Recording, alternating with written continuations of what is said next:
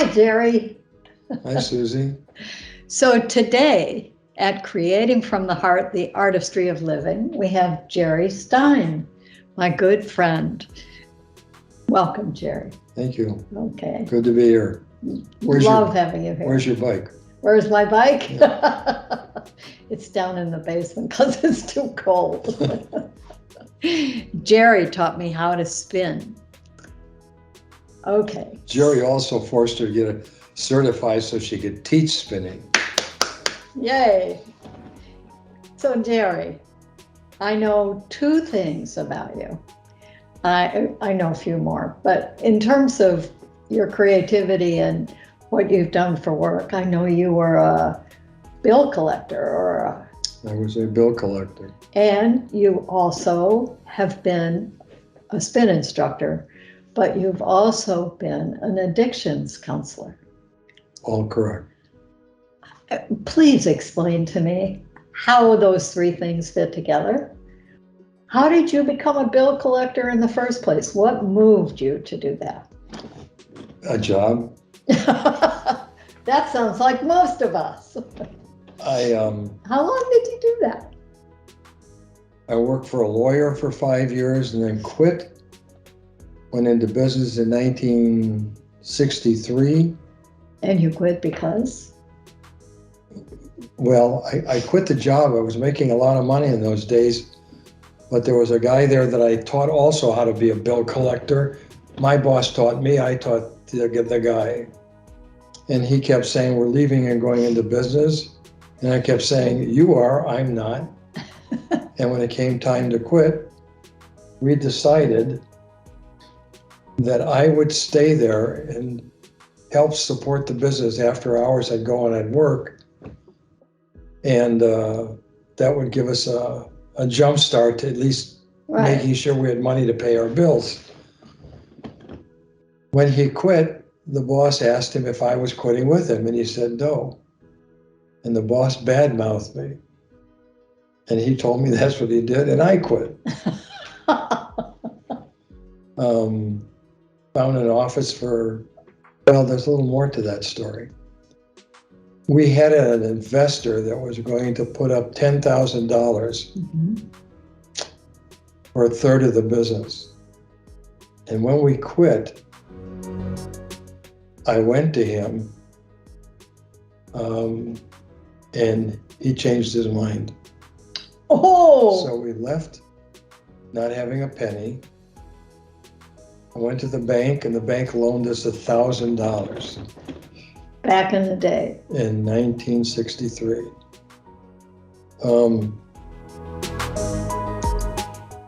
We rented an office across the street from where we worked for $75 a month. Had two little offices and a waiting room. Took a typist with us, a kid that could type more words than I've ever seen. Kid won a high school thing. He was a male, overweight, but he was the fastest typist. And we progressed over the years. Ultimately, when I left in '96, I told my son he could keep it, pay me until the day I die, buy me a car, and he'd pay for my health insurance. Or I'd sell it and give him 20% of what I sold it for. He kept it. When I left in '96, I didn't know what I was going to do, thought I would travel. I didn't find traveling really interesting. My wife suggested that I maybe want to take college courses or take a class in college. This is a good part of the story. In 1996, I contacted the Los Angeles Unified School System, as I'd been thrown in high schools. Not because I was a bad kid, just because I was truant, I didn't do well, I never got better than the C. And I wrote because I wanted to get a GED and I thought you needed your transcripts. I should add that when I got thrown out of the last high school, probably in 57 or 58, California passed a law trying to accommodate the guys coming out of the Korean War, that if they could get into a junior college or a community college, pass an entrance exam, they would let them in without a high school diploma. They didn't limit it to the Korean War guys. I took an entrance exam to a place called Valley Junior College in the Valley. I'm trying to remember the town, Van Nuys maybe. And I was there for a year. And then my parents were divorced and I moved back to Chicago. And in 1996, when I wrote the Los Angeles Unified School System and told them what I wanted, they wrote me back and said, you don't need a high school diploma. I wrote them back and said, yes, I do. They wrote me back and said, you have one. I said, no, I don't. They said, did you attend Valley Junior College in 1957, 58? I said, yes. Valley Junior College in 1958 sent your 1 year's credits back to Hollywood High, and in 1958 you were awarded a high school diploma.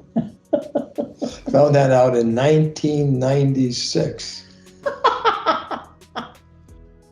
I then applied to PNC, Purdue, which had a campus in Westville, got in, took one class, because I didn't think I could do it. Right. I was at that time 60. Okay. And then I liked it, and Sheila, my What wife, was the class? who knows? Oh, I do know. I actually do remember. Communications class. Yes. I even think the teacher's name was Smithson, but I'm not sure. Anyway, she suggested if I'm going to take classes, at least get on track for something. So I enrolled the following semester for Bachelor's of Liberal Studies. Took me 5 years to get a 4-year degree because we traveled for a year.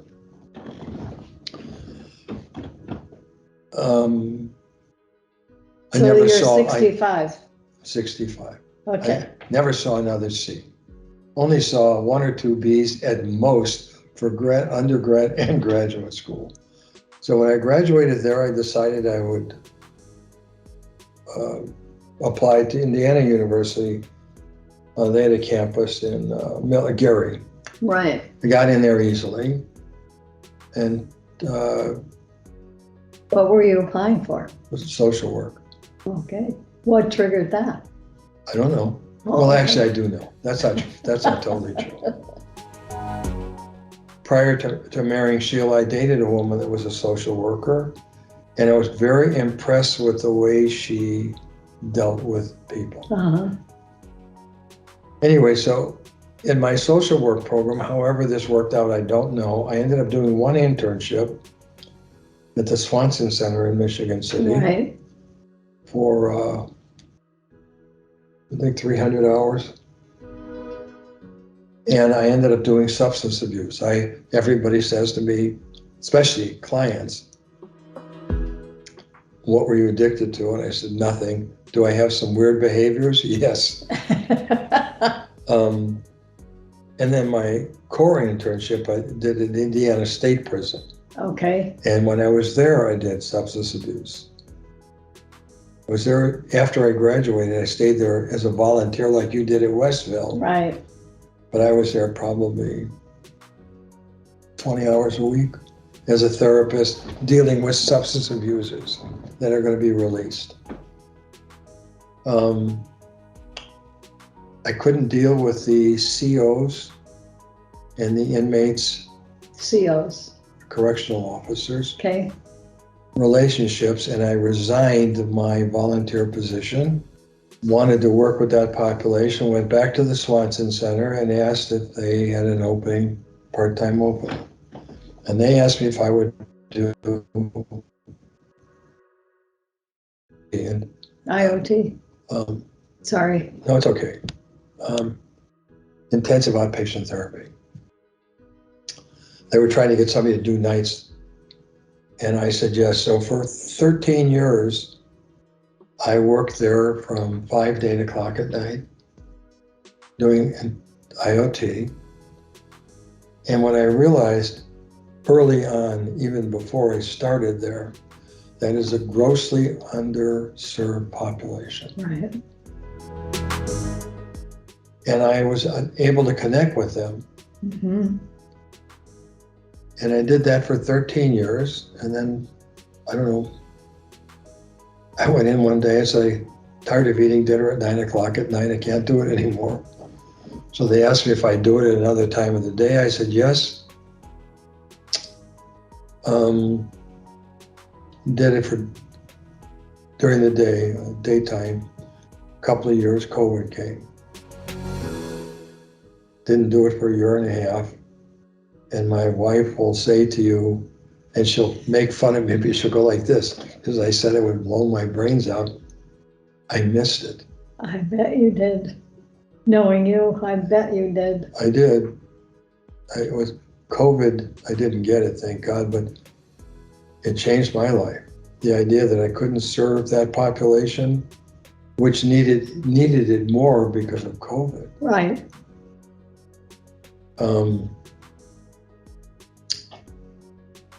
I never know how to say it. I'm able to connect with people because I speak their language. Yes. I'm sure that some of the stuff that you did when you were debt collecting related to that. Nobody's ever said that to me, but oddly enough. It's like a school about communication. Well, but I changed the collection industry because I was one of the few collection agency owners that was in favor of public law. I think it's 95, 109, or 10. I don't even remember the number, but what that law did was took the harassment out of debt collection. Yeah, right. My last years in the debt collection business, or as I call the financial recovery. There you go. That's a better word. I developed a seminar called The Humanistic Approach to Debt Collection, and Sheila hated this part of it, how to be loving in spite of yourself. Right. So I taught debt collectors how to be Loving kind and loving in their approach. I never allowed them to say, you owe $100, can you pay it today? And so what you would have them say would be, tell me what the problem is and how I can help you. yes. And you were successful. I was. But my real success came as a clinician. I was out to dinner with somebody, friends, and I tell all of my clients, patients, if you ever see me on the street, don't approach me. It's nobody's business how you know me. If you absolutely have to say something, say you took my spin class.